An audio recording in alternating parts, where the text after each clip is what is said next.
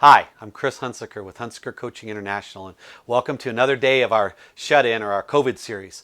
I want to talk to you today about a conversation that I had with several of my clients. As a matter of fact, I have clients that work in healthcare, in automotive retail, and several other sectors, and there was a common theme in 3 phone calls that I had today, Skype kind of Zoom meetings that we had, where in each case there was talking about furloughed employees coming back and how do we make that happen and how do we bring them back.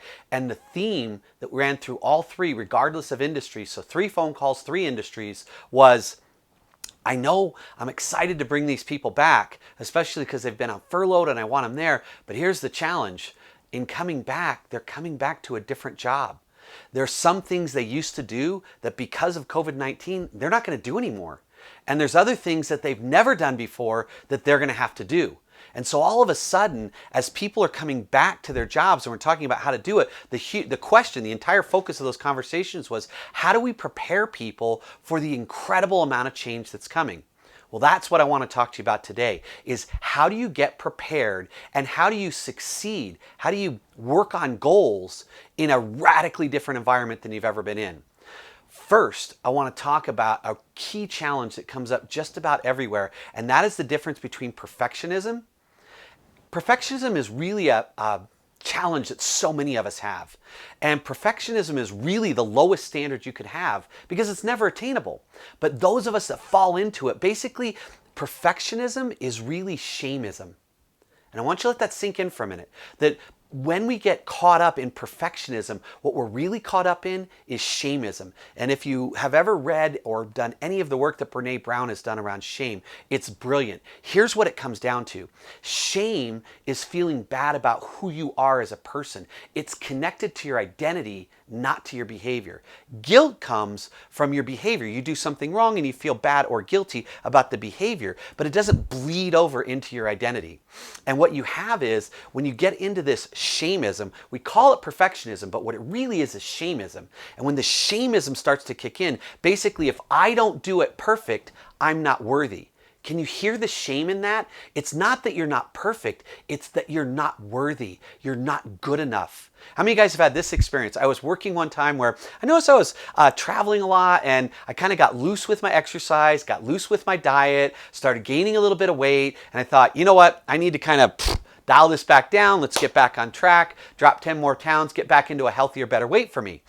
And I did good for about 3 or 4 days. And then one day I just kind of had a crappy breakfast, and then we were really busy for lunch and I didn't have a chance to really get what I wanted to because I was working with clients all day and they brought in pizza and I had pizza, and that night I'm driving home and I'm thinking, man, I totally blew it. I didn't have a good breakfast, had a low quality lunch, and instead of saying, great, my chance to get a salad and have a high quality dinner, nope, I said, you know what, since I've blown it anyway, I'm just gonna go for it. And I ended up stopping and getting Krispy Kreme donuts, and I ate 6 of them.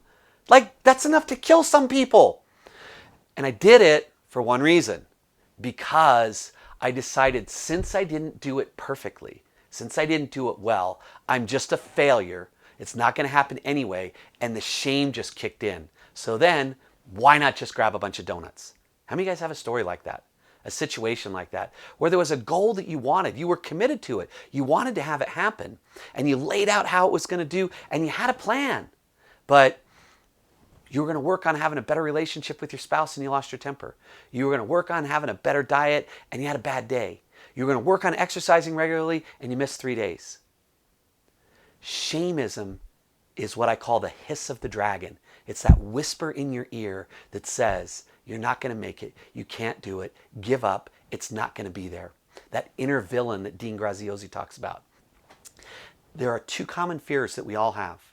Every human being has them, and you pretty much have them your whole life. The first fear is, I'm not, fill in the blank, tall enough, short enough, smart enough, pretty enough, skinny enough, educated enough. Fill where it is. But all of us feel, the first primary feel that almost all human beings have is, I'm not enough. Second fear, which leads to the first, because I'm not tall enough, smart enough, skinny enough, educated enough, dynamic enough, strong enough. Second fear, I won't be loved. So we're afraid that in some area of our life we're not enough. And because we're not enough, we won't be loved. That is critical. We need, as a species, to be loved. We crave the ability to be loved. This is so critical that if you do this with infants, and they saw this in orphanages in Eastern Europe, that the failure to thrive syndrome, that if you don't touch, connection, get human warmth and love to a baby, they will literally just die. Because without love and connection, we all die. And so this need, this drive, I'm not enough and I won't be loved. These are primary fears. And when that dragon starts whispering in your ear that you're not going to get those, it drives you into shame and shuts you down. So when you're setting goals and as you come back and you're looking at a new job with new job descriptions, with new roles, with new activities, and as a manager managing new people and new activities and working with them, I want to share with you a great insight from Peak Performance. This is how to get from just through your job to get back into flow. We know in that flow state, you're in the zone and time disappears and you can get stuff down. One type of goal that you can set are what I would call outcome-based goals. I'm going to sell, $250,000 worth of product. I'm going to weigh 175 pounds. I'm going to be able to pick there. It's an outcome-based goal. And in those outcome goals, you have such absolute clarity about what you want to do and where you want to go. Research says they last about 90 days. They don't have the ability to help you go the distance. They're task irrelevant. In other words, it's not about the process, the task, the steps. It's only the final outcome when you finally get there.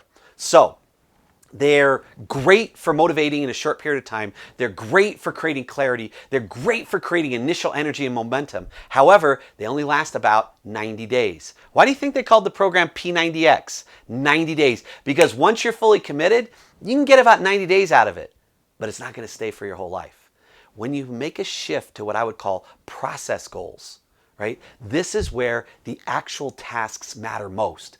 This is where what you're doing, the day-to-day tasks, matter most. It's a way of being. John Wooden did this better than anyone, that he basically taught his teams, listen, don't worry about the score. He didn't even scout the other teams. He knew if he could get his team to fall in love with the process of practice, the process of skill development, the individual tasks of playing basketball, they would be in flow, they would be in the zone, and nobody could beat them. The greatest value of process goals is it gives you here and now rewards. You don't have to wait till you hit the weight. You don't have to wait till you get the sales. You don't have to wait till you achieve whatever goal that you set. You get to experience the joy, the peace, the success, the validation, the accomplishment in the moment, right now, in the here and now, day to day, in the present. And so in the moment of all of your activity, there's perfect alignment between your values, your actions, and everything that's going on. So what I'm going to encourage you today is, as you look at entering back in, at dealing with the changes, notice, is shamism coming up? Is that dragon hissing in your ear? And stop. If you fail, stop and recorrect. If you eat bad at lunch, have a good dinner. If you have a bad Monday, have a good Tuesday. You get to start each time. And if you find yourself coming back in and excitedly setting outcome goals, stop. Look at it and say, hey, wait a minute. What are process goals? What are the actual tasks? What are the steps? How can I create a way of being where in the moment, what I'm doing is aligned with my highest values? And if you're able to do that, you're going to find incredible success in managing uncertainty, change, and you're going to be able to ride the wave forward and not get buried by it.